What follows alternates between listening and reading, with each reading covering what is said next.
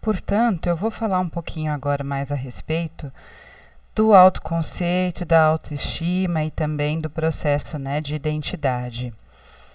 Falamos bastante sobre o autoconceito. E autoconceito, ele é um construto na psicologia que envolve a nossa percepção. E, claro, né, todos eles envolverão a avaliação em algum momento, mas ele envolve a percepção que nós temos de nós mesmos, ou seja, a percepção que o indivíduo tem de si próprio. E ela é construída, né, ao longo do tempo, ao longo da vida.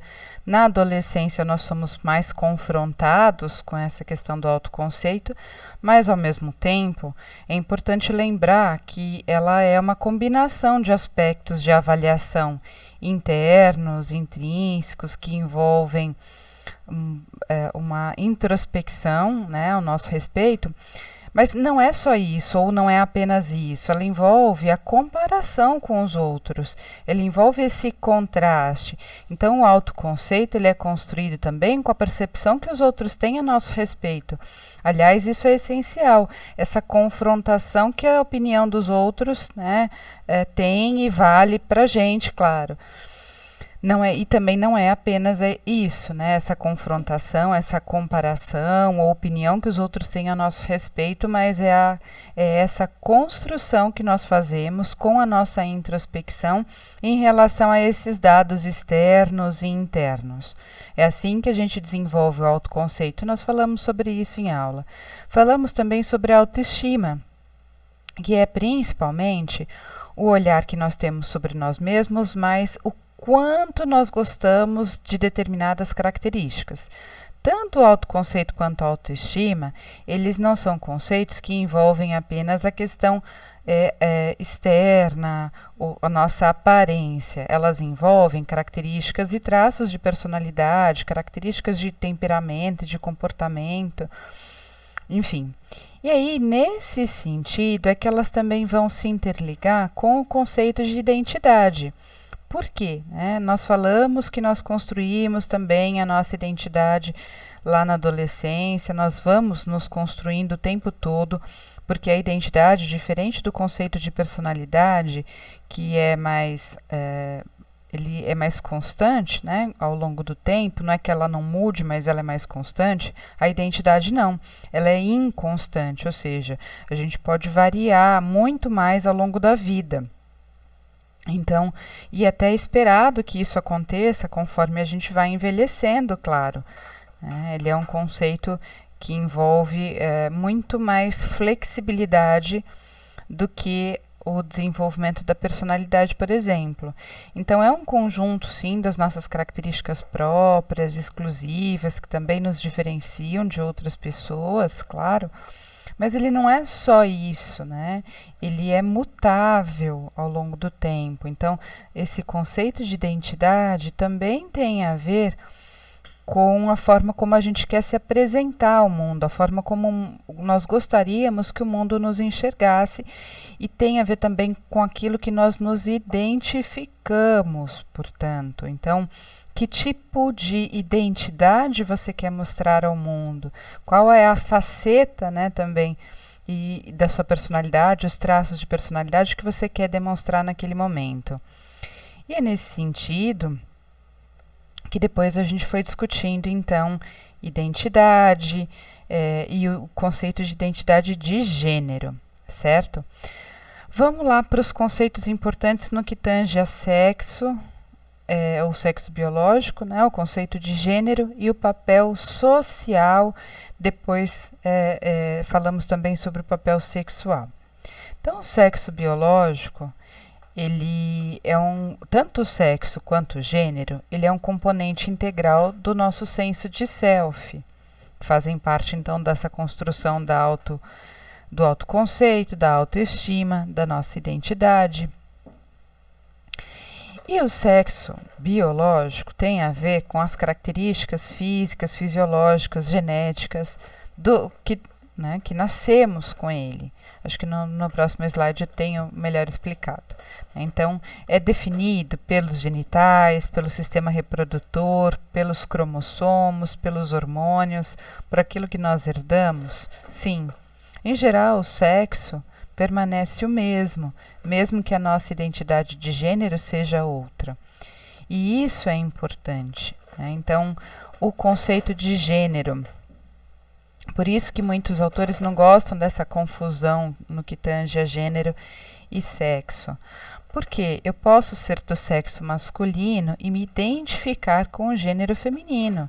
E, portanto, também, né, me identificar como sendo mulher, porque eu me identifico como sendo do gênero feminino, e mesmo que eu seja, por exemplo, do sexo masculino, ou o contrário. Então, no meu caso, que sou do sexo feminino, eu poderia me identificar com o gênero masculino? Sim, eu poderia me identificar, né? Então, a questão da identidade ou conceito de gênero, ele é muito mais amplo. Ele envolve, então, né, conceitos que têm a ver também com aspectos sociais. Então, também voltando lá naquela definição, né, o gênero significa que homens e mulheres são produtos da realidade social e não decorrência da nossa anatomia, né, dos nossos corpos. Além disso, eu esqueci de mencionar que temos, né, em relação ao sexo, o sexo feminino, masculino, mas temos também o intersexo, quando há a presença de determinantes genéticos, marcadores cromossômicos e genéticos masculinos e femininos, eventualmente alguns mais exacerbados que outros, né, o que permitem muitas vezes aquela pessoa fazer uma identificação ou às vezes os pais, como também já dito em aula, como sendo, né, aquela criança do sexo feminino ou masculino.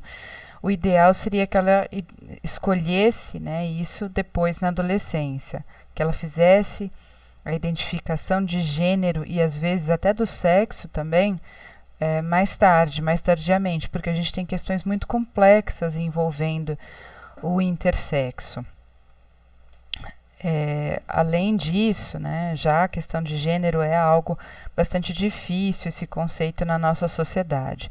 Mas o conceito de gênero, então, né, tem a ver com esse aprendizado, né, da própria categoria em relação a sexo e gênero, que se inaltera por modificações do vestuário ou do comprimento do cabelo, né, por exemplo.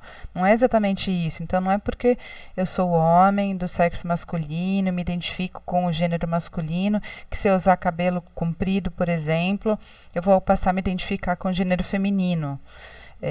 Então, esse conceito de gênero ele é muito mais amplo que isso, embora nós tenhamos, né, os estereótipos na nossa sociedade, que determinam, por exemplo, que homem use cabelo curto e mulher cabelo comprido. E aí, quando isso se altera, como é que fica essa questão? Né? A mulher de cabelo curto ela é mais masculina e o homem de cabelo comprido é mais feminino? Não necessariamente, mas esses são tabus ou estereótipos muitas vezes impostos socialmente, né? Como se aquele sexo ou aquele gênero não pudesse fazer determinadas coisas.